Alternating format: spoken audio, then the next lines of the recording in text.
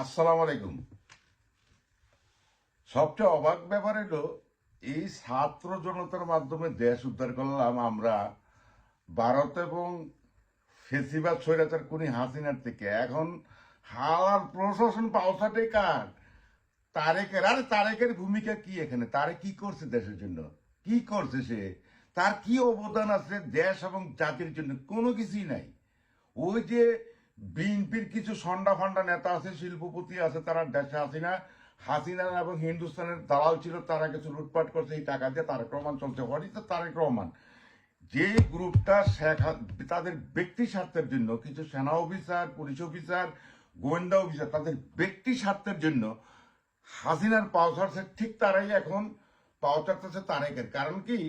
তারা হাসিনার আমল জঘন্য অন্যায় করছে, গণহত্যার সাথে জড়িত, লুটপাটের সাথে জড়িত, দেশ বিরোধী কাজের সাথে জড়িত।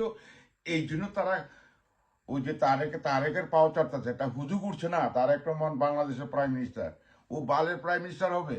ওর কি যোগ্যতা আছে? তার কি কি যোগ্যতা আছে? তার পলিটিক্যাল গ্রাউন্ড দেশের প্রতি, জনতার প্রতি কি আছে? সে কিসের যোগ্যতা আছে তার? আরে সে তো প্রায় 1 লাখের উপরে অ্যাক্টিভ কর্মী আছে ইংল্যান্ডে। সে কারা খবর নিছে? সে হয়ে গেছে বাংলাদেশে বিশাল রাজনীতিবিদ। তার কথাবার্তা আগামাতা ঠিক আছে।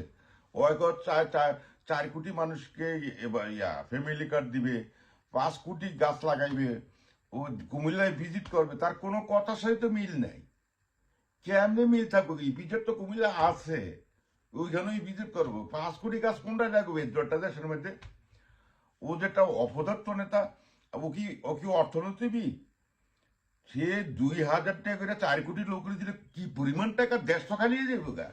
এই অপদার্থ নেতা, অপদার্থ কথাবার্তা তার কার বালে মানে? বিএনপির লক্ষ লক্ষ ভোট চলে গেছে এখন জামাতের পক্ষে, প্রবাসী ভোটগুলা।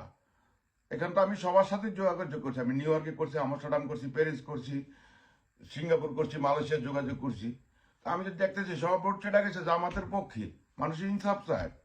জামাতের একটি বেড়ে এক্সপার্ট, তাদের চেন অফ কমান্ড, তাদের শিক্ষাগত যোগ্যতা।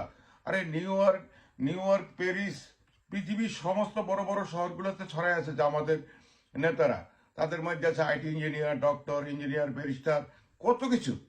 তারা সুন্দরভাবে পৃথিবীকে জয় করে ফেলছে। তুমি জামাতের লোকে টক্কর দাও। আমি এই যে পাওয়াটা গরুদেরকে বলছি, রে ভাই, এই পাওয়াটা জীবন নষ্ট করে না। এইসব তার একটা ফর্মে আমরা চাই না। আমরা চাই দেশে ইনসাফ, ইনসাফ কায়েম, লুটপাট বন্ধ দেশে।